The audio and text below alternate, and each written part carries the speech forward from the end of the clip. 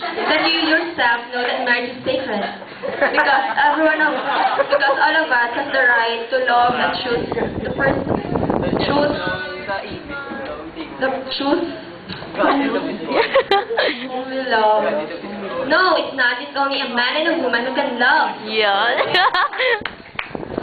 Every one of us can make our own decision to love the person, even if it's...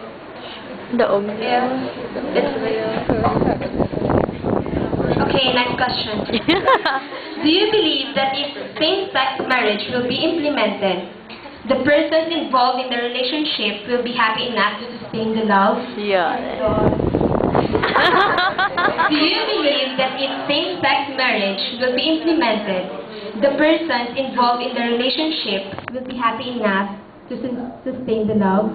Yes. So how about the children? It cannot sustain.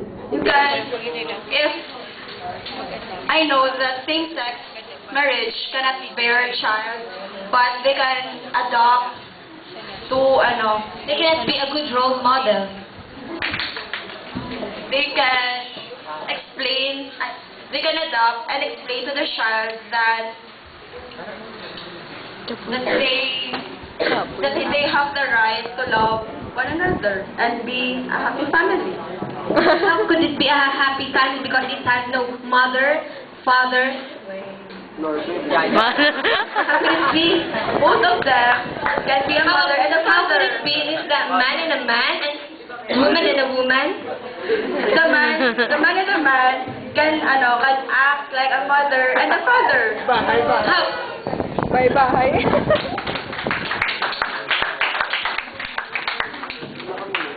Ms. Moderator, and to my dear opponents, good morning. I am opposed in legalizing same-sex marriage.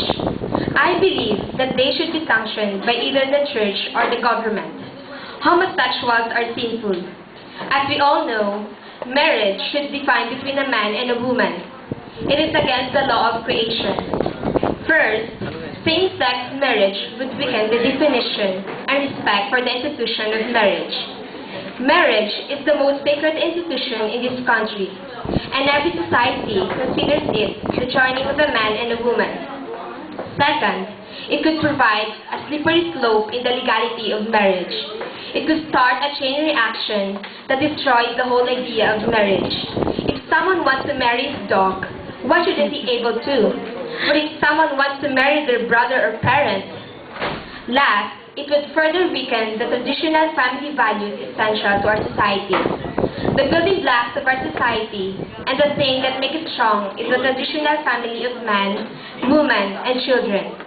The main reason our culture and values have started to crumble is the weakening of families, and introducing another form of family would only make the situation worse. As I conclude, same-sex marriage should not be legalized in the Philippines because legalizing it will lead an attack against religious institutions. They cannot be a good role model in the society. And I now rest my case and I'm ready for interpellation. Paul. Excuse me.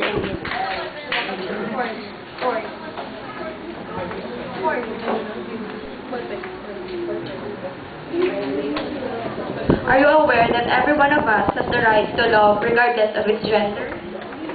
Yes, I am aware. If you are aware, then you agree that same-sex is legal. No,